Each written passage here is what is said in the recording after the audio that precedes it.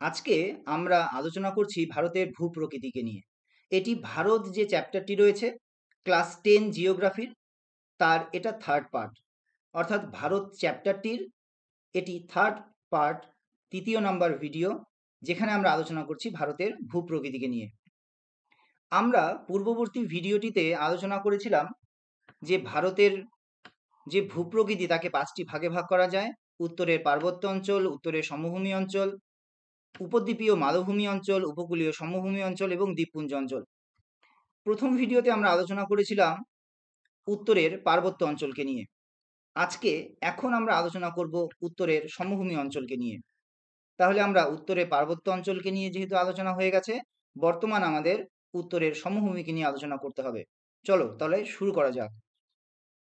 দেখো, উত্তরের সমভূমি অঞ্চলকে আমরা মোটামুটি 4টি ভাগে ভাগ করেছি: ব্রহ্মপুত্র সমভূমি, গঙ্গা সমভূমি, পাঞ্জাব ও সিন্ধু সমভূমি এবং রাজস্থান সমভূমি। উত্তরের সমভূমি এই অংশটিকে বলা হয় উত্তরের সমভূমি। দেখো এখানে সবুজ যে অংশটি রয়েছে এই অংশটি, এবং এখানে আসামের যে কিছু সবুজ পার্ট, সেই সমস্ত পার্টটিকে উত্তরের সমভূমি বলা হয়। শুধু কি তাই না, সেই সাথে সাথে রাজস্থান এখানে দেখো উল্লেখ করা আছে, রাজস্থান। তাহলে এই যে হলুদ যে অংশটি রয়েছে এটাও কিন্তু উত্তরের সমভূমিরই একটা ছোট অংশ। আচ্ছা, এই ম্যাপটির মধ্যে খুব সুন্দরভাবে সার্কেল ড্র করার মধ্য দিয়ে আমি কিন্তু বুঝিয়ে দিয়েছি যে কোন পার্টটি কোন সমভূমির অংশ। যেমন এটা পাঞ্জাব বা সিন্ধু সমভূমি, এটা হচ্ছে গঙ্গা সমভূমি, এটা হচ্ছে ব্রহ্মপুত্র সমভূমি, আর এটা হচ্ছে রাজস্থান সমভূমি। তোমরা নিশ্চয়ই দেখে পরিষ্কারভাবে বুঝতে পারছো, আমি সার্কেল করে দিয়েছি, তার সাহায্যে তোমরা নিশ্চয়ই খুব ভালোভাবে বুঝতে পারবে। এখানে আরেকটি ম্যাপের সাহায্যে খুব সুন্দরভাবে বুঝিয়ে দেওয়ার চেষ্টা করেছি। এখানে দেখো পাঞ্জাব সমভূমি, এখানে গঙ্গা সমভূমি, 3 নম্বরে হচ্ছে ব্রহ্মপুত্র সমভূমি। আচ্ছা, তোমরা যদি ভাবো যে রাজ্য কোন কোন রাজ্যের মধ্যে পড়ে আছে, তাহলে সেটাও বুঝিয়ে দেওয়ার জন্য এই ম্যাপটা ব্যবহার করেছি। এখানে এখানে দেখো পাঞ্জাব, হরিয়ানা, এটা পাঞ্জাব সমভূমির একটা পার্ট। এই উত্তরপ্রদেশ, বিহার, ওয়েস্ট বেঙ্গলের কিছু পার্ট নিয়ে, সেটা হচ্ছে গঙ্গা পার্ট, গঙ্গা সমভূমি পার্ট, এবং আসামে রয়েছে ব্রহ্মপুত্র। তাহলে পরে রাজ্যগুলো কোন কোন রাজ্যের মধ্যে এই সমভূমি অঞ্চলগুলো অবস্থান করছে সেটাও বুঝিয়ে দেওয়ার জন্য আমি ম্যাপটি ব্যবহার করেছি। আর বাকি যেটা পড়ে থাকলো সেটা হচ্ছে রাজস্থান সমভূমি, যেটা রাজস্থান রাজ্যের মধ্যেই রয়েছে। চলো এবারে একটু দেখে নিই উত্তরের সমভূমি রয়েছে সেই সমভূমির সম্পর্কে। উত্তর ভারতের নদীগঠিত সমভূমি, উত্তরে এর এরিয়াটা একটু দেখে নিই। এই এরিয়াটা হচ্ছে হিমালয় পর্বতমালা, দক্ষিণে উপদ্বীপীয় মালভূমি, পশ্চিমে আরাবল্লী পর্বত এবং পূর্বে গঙ্গার মোহনা। তোমরা যদি এই ম্যাপটির মধ্যে দেখো তাহলে পরে বুঝতে পারবে উত্তরের দিকে কি আছে, এখানটায় হিমালয় পর্বতমালা, তাহলে এটা উত্তরের সীমানা। দক্ষিণ দিকে আছে উপদ্বীপীয় মালভূমি, অর্থাৎ এই যে আমাদের এখানে মালভূমি, এই মালভূমি, তাহলে এই মালভূমির উত্তরে রয়েছে গঙ্গার সমভূমি। আচ্ছা, আর কি আছে? আরাবল্লী পর্বত, অর্থাৎ এই যে এখানে রয়েছে আরাবল্লী পর্বত, দেখতেই পাচ্ছ আরাবল্লী পর্বত, এবং গঙ্গার মোহনা। তাহলে এই যে থাকলো আমাদের গঙ্গার মোহনা। তাহলে উত্তরে রয়েছে হিমালয় পর্বত, দক্ষিণে রয়েছে মালভূমি, পশ্চিমে রয়েছে আরাবল্লী পর্বত এবং পূর্বে রয়েছে গঙ্গার মোহনা। এর মাঝখানে যে অঞ্চলটি রয়েছে এই অংশটিকেই বলা হয় উত্তরের সমভূমি। তাহলে আমরা এখন যেটা দেখলাম সেটা হচ্ছে কি এর বিস্তার। পরে চলে আসি, সিন্ধু, গঙ্গা, ব্রহ্মপুত্র নদীর পলি দ্বারা গঠিত হয়। আচ্ছা, সিন্ধু নদী কোনটা? সিন্ধু নদী হচ্ছে এখান থেকে গিয়ে পাকিস্তানের মধ্য দিয়ে, এটা হচ্ছে সিন্ধু নদী। গঙ্গা নদী তোমরা জানো, এটা হচ্ছে গঙ্গা নদী, এবং ব্রহ্মপুত্র নদী হচ্ছে এটা বাংলাদেশের মধ্য দিয়ে বঙ্গোপসাগরে পড়েছে। তাহলে এই 3টে নদীর পলি দ্বারা কিন্তু গঠিত হয়েছে। এটা মোটামুটি 3200 কিলোমিটার দৈর্ঘ্য রয়েছে, প্রস্থ 150 থেকে 300 কিলোমিটার, এর গড় উচ্চতা 200 মিটার।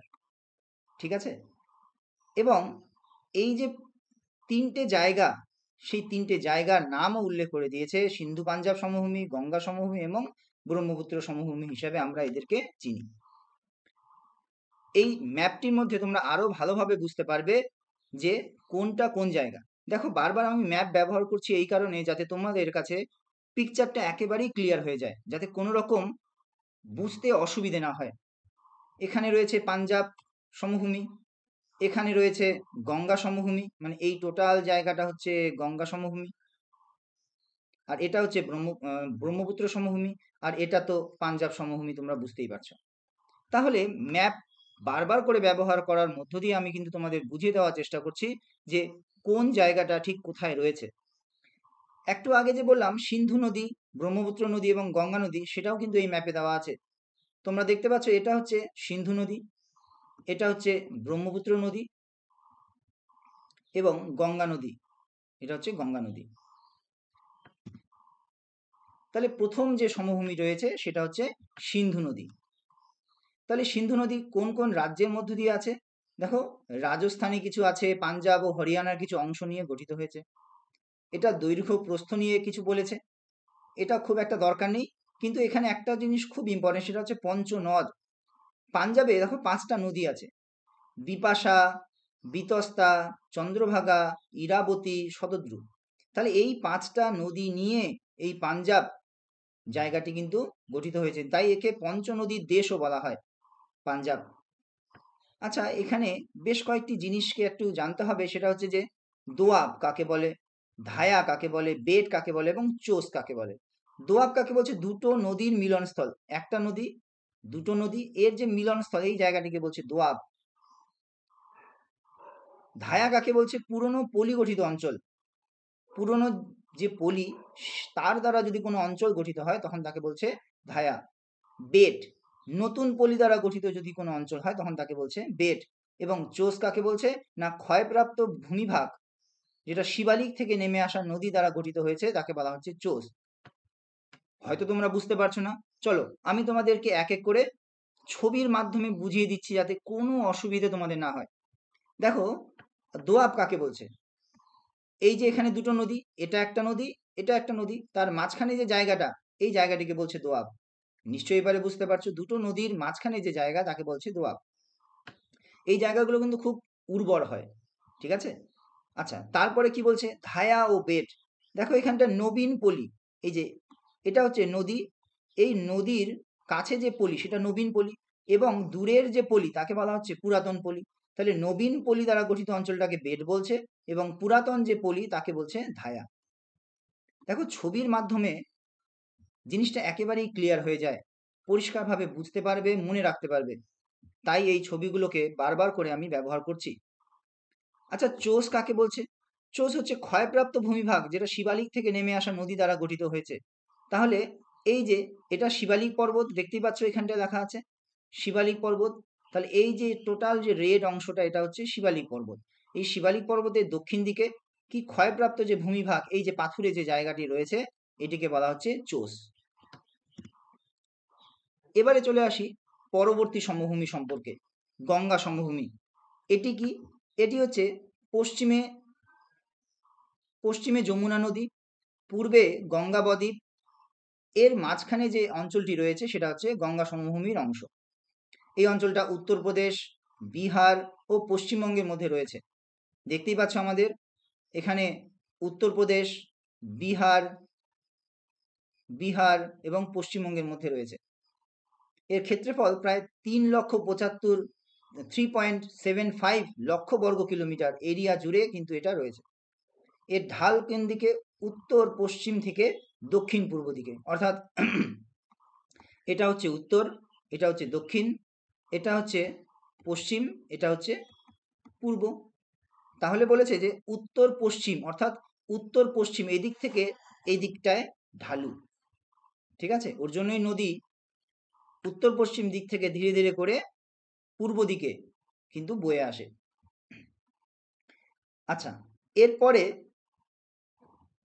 দেখো, উত্তরপ্রদেশে এর উচ্চতা কিন্তু সমুদ্র সমতল থেকে প্রায় 200 মিটার, কিন্তু দক্ষিণে অর্থাৎ সুন্দরবনের কাছে 3 থেকে 4 মিটার এর গড় উচ্চতা রয়েছে। এই গঙ্গা নদীর যে পথ, সেই পথের যে সমভূমিটি রয়েছে, সেই সমভূমিটিকে আবার তিনটি ভাগে ভাগ করা যেতে পারে। একটা হচ্ছে উচ্চ গাঙ্গেয় সমভূমি, মধ্য গাঙ্গেয় সমভূমি এবং নিম্ন গাঙ্গেয় সমভূমি। উচ্চ গাঙ্গেয় সমভূমি কোনটা? না যমুনা নদী থেকে এলাহাবাদ পর্যন্ত, এবং মধ্য গাঙ্গেয় সমভূমি হচ্ছে এলাহাবাদ থেকে বিহারের পূর্ব সীমা অবধি, এবং তারপর পশ্চিমের দক্ষিণ অংশ অবধি কিন্তু নিম্ন গাঙ্গেয় সমভূমি। আমরা যদি একটু দেখে নিই, এখানে আমি উল্লেখ করে দিয়েছি, দেখো উচ্চ গাঙ্গেয় সমভূমি, এখানে ম্যাপের মধ্যে দেওয়াও আছে আপার গঙ্গা প্লেইনস। এরপরে রয়েছে মধ্য গাঙ্গেয় সমভূমি, অর্থাৎ এলাহাবাদ থেকে বিহারের পূর্ব সীমা, দেখো এখানটায় মিডল প্লেইনস দেওয়া আছে, তাহলে এই জায়গাটি। এবং লোয়ার গঙ্গা প্লেন কোন জায়গাটি? এটি। তাহলে ম্যাপের মাধ্যমে সুন্দর করে ভালো করে বুঝিয়ে দেওয়া আছে। তাহলে উচ্চ গাঙ্গেয় সমভূমি একদম প্রথমেরটা, তারপর দ্বিতীয়টা হচ্ছে মধ্য গাঙ্গেয় সমভূমি, এবং শেষে রয়েছে নিম্ন গাঙ্গেয় সমভূমি। এবারে এই অংশের মধ্যে বেশ কিছু পয়েন্ট রয়েছে যেগুলো পরীক্ষার মধ্যে বারবার চলে আসে, ছোট ছোট টিকা হিসাবে বারবার চলে আসে পরীক্ষাতে, তাই সেগুলোকে নিয়ে আমরা একটু আলোচনা করে নিই।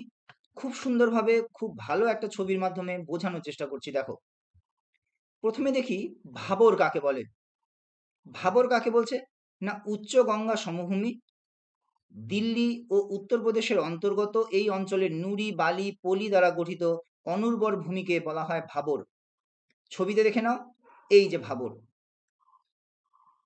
তাহলে ভাবর কোনটা? পাথুরে হবে, নুড়ি বালি পাথর থাকবে। দেখো তোমরা দেখতে পাচ্ছ নুড়ি বালি পাথর থাকবে, তাই না?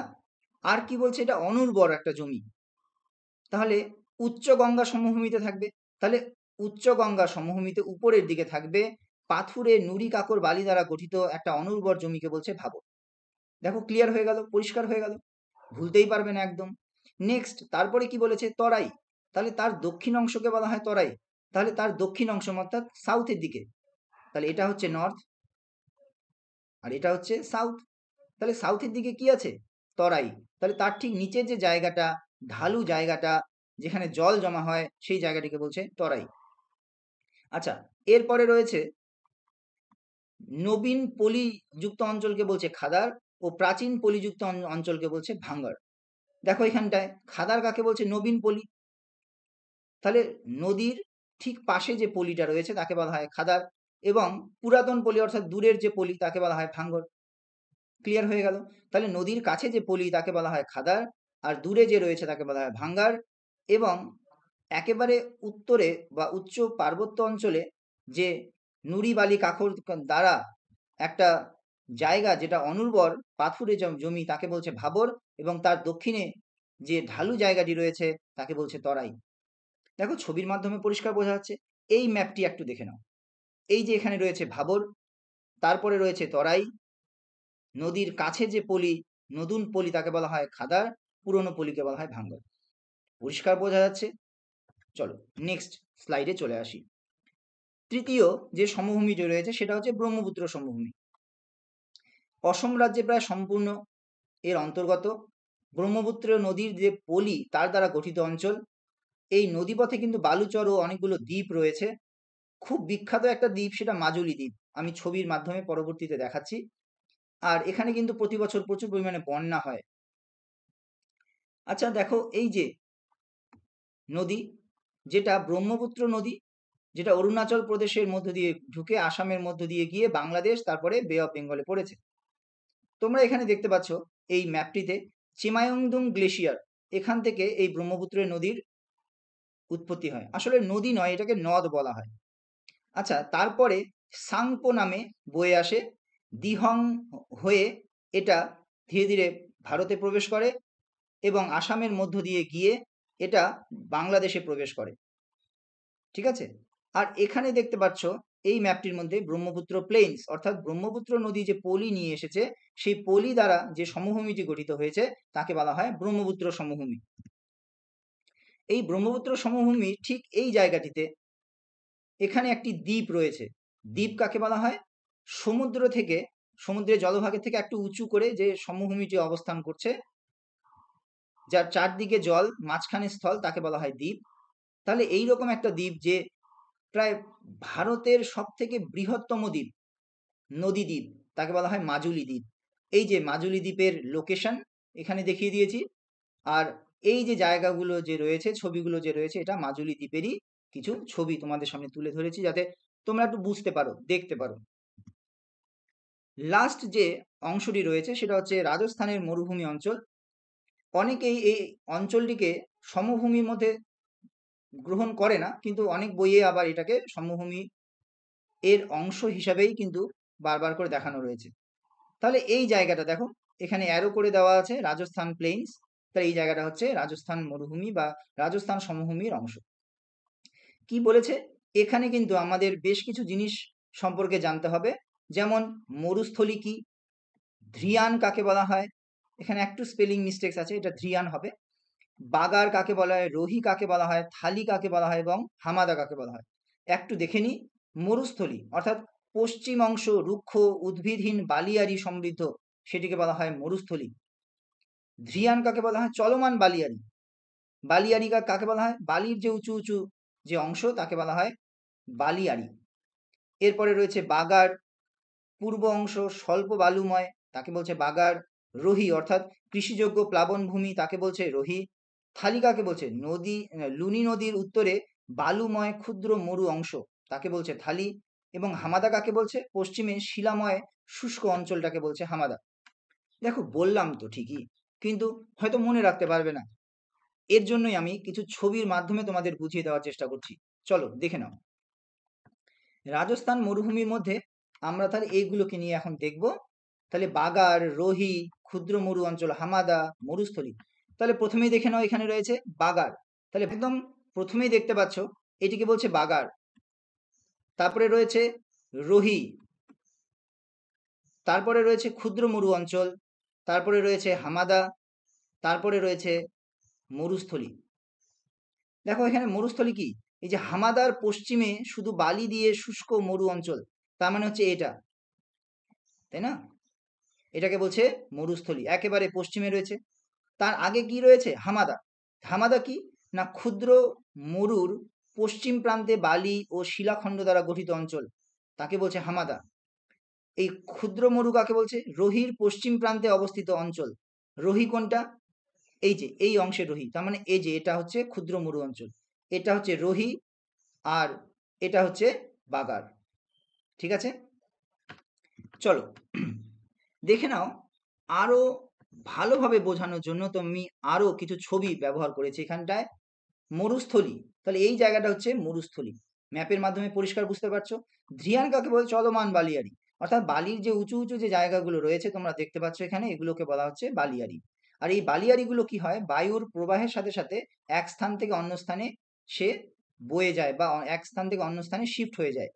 ধরো সকালবেলা এ স্থানে ছিল, বায়ু প্রবাহের ফলে সারা দিনে সে বি স্থানে চলে গেল, তাহলে এখানে আর এটা নেই, এখান থেকে এটা ভ্যানিশ হয়ে গেছে, এখানে চলে গেছে। তাহলে এইভাবে বালিয়ারিগুলো এক জায়গা থেকে আরেক জায়গায় যখন চলে যায় বা শিফট করে তখন তাকে বলা হয় ধ্রিয়ান বা চলমান বালিয়ারি। আমরা এখানে দেখতে পাচ্ছি ডেজার্ট বা নর্দার্ন পার্ক। এই যে রাজস্থান, এখানে এই যে এটা হচ্ছে আরাবল্লী, দেখতে পাচ্ছ বিশাল আরাবল্লী পর্বত। এই আরাবল্লী পর্বতের একদিকে তৈরি হয়েছে রাজস্থান মরুভূমি, আর আরেক দিকে কিন্তু এখানে মোটামুটি কৃষিকাজ হয়। আর কয়েকটা জিনিস দেখে নিই, সেটা হচ্ছে শুষ্ক অঞ্চলগুলিকে, শুষ্ক যে হ্রদগুলো তাকে বলা হচ্ছে ধান। আমরা লুনি নদী সম্পর্কে জানি, এই যে রাজস্থান, এই রাজস্থানের মধ্যেই একটা নদী আছে তাকে বলা হয় লুনি, যেটাকে অন্তঃসলিলা নদী বলা হয় বা ফল্গু নদী বলা হয়। যেই নদীটা কিন্তু খুব একটা দেখতে পাওয়া যায় না, এটা মাটির ভেতরে মধ্য দিয়ে এ জল প্রবাহিত হয়ে যায়, তাকে বলছে লুনি। খুব ছোট একটা নদী, স্থলভাগেই সৃষ্টি হয় আবার স্থলভাগেই শেষ, আর এটা কিন্তু সমুদ্রে মেলে না, যাই মিলিত হয় না।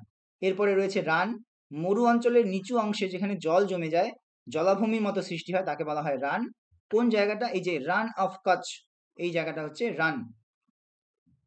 এবারে লাস্ট যে বিষয়টা রয়েছে সেটা হচ্ছে লবণাক্ত হ্রদ। তাহলে মরুভূমির মধ্যে যে লবণাক্ত হ্রদ দেখতে পাওয়া যায় তাকে বলা হয় প্লায়া। অর্থাৎ এখানে যে দেখতে পাচ্ছ এটা হচ্ছে লবণাক্ত একটা হ্রদ, আর এখানে এই যে সাদা সাদা দেখতে পাচ্ছ এটা কিন্তু লবণ, শুকিয়ে যাওয়ার পর সাদা সাদা হয়ে অবস্থান করছে, তাকে বলা হয় প্লায়া। তাহলে এতক্ষণ ধরে সঙ্গে থাকার জন্য অনেক অনেক থ্যাংক ইউ, ধন্যবাদ সবাইকে। আমরা পরবর্তীতে যে ভিডিওটি নিয়ে আলোচনা করব সেটি জন্য অপেক্ষা করবে। এতক্ষণ সঙ্গে থাকার জন্য আবারও অনেক অনেক থ্যাংক ইউ।